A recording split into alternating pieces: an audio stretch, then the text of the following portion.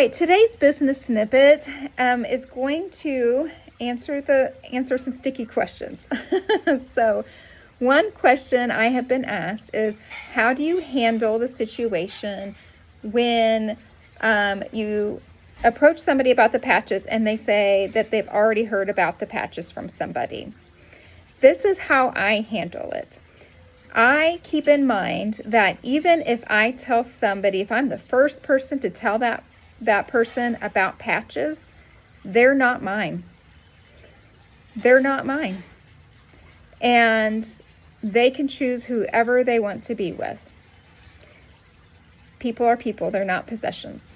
And so even if someone has approached that person about the patches, doesn't necessarily mean they're theirs. Now, I usually probe and see how much conversation they've had about the topic. Are they in communication quite frequently, multiple times? Or is it just that one time they noticed a patch and asked about it? Or have they been talking about the health benefits? Have they been explaining the science? That kind of thing. I want to know if they are actively being pursued. If they are actively being pursued, I'm hands off.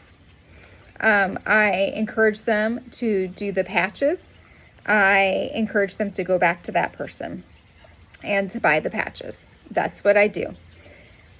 If they say, oh yeah, my mom's wearing them, I usually try to keep families together. And even if their mom is just wearing them, I usually tell them, hey, go back to your mom and ask her about these patches. They've totally revolutionized my health. And so ask her what she's experiencing. And if you sign up underneath her, that might help her out financially. So that is a good thing.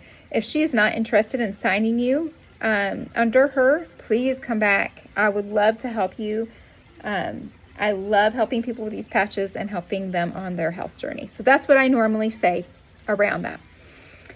So that's something to always consider. Now, if you approach somebody and they're like, well, so-and-so had told me about the patches and you're telling me about the patches and I don't know who to go with. I kind of feel a sense of responsibility to go with the first person because they told me about the patches, but I've been watching your stuff on Facebook and I know you're really knowledgeable and I feel comfortable with you. This is what I say.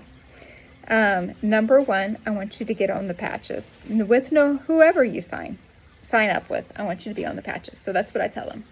Two, I tell them to make sure that they choose someone that they trust and that they're comfortable with, because this is the person they're going to go to when they have questions. This is the person they're going to go to discuss their health goals. This is the person they're going to go to discuss their business and financial goals with. This person needs to be well versed in both the science and the business side. They need to be motivating and encouraging and non-judgmental. Like, they need to make sure who they sign up with, because that's going to be their go-to person. There are times where somebody might go to someone who approached them first, but then doesn't feel supported, so they go to somebody else and expect them to answer their health questions and help them with their business and all of that. That's not really how MLMs work exactly. This is my stance, okay? If the person that is coming to me and asking me about health things, even if I didn't sign them, if we share an upline, they might be in a whole different leg. If we share an upline, I'm going to help them. We're a team. We're a team. We're a think tank. We help each other. We're a team. If it's something that's taking a lot of my time, I'm going to have them go back to their person or go up to their upline or the person right above them to help them, okay? But for the most part, we're a team. I'm going to help them, right? If it's a friend and they signed up under somebody else who's in a totally different team, I might answer one or two of their questions. But if it's getting to the point where I am helping them and it's taking away time from me helping my people who committed to me and who I'm dedicated to, who I need to grow and flourish, then I'm going to have to find a very tactful way to make sure they understand that they have chosen that person, they need to go to them. So that has happened to me before, and I've approached it in a way that says, after I've answered a couple of their questions, when they continue to come back to me and say, hey, have you talked to your upline? Have you talked to so-and-so? They are very, very knowledgeable. They'll be able to answer your questions. They have so-and-so on that team with you. They're really knowledgeable. Have you talked to your upline about the Facebook groups that can answer your questions?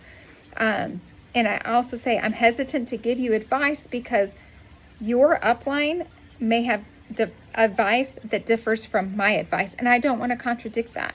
So teams are run a little bit differently, and I don't want to do anything to steer you away from that. So go collaborate with your team and see how they want you to handle that situation. So that's how I approach it. I know it gets a little sticky and a little uncomfortable. These are great questions that were sent to me that I still have to navigate, stepping on eggshells a little bit, right? But just get through it. Approach it with an open heart, a kind heart, with a lot of grace and kindness, and you'll be fine.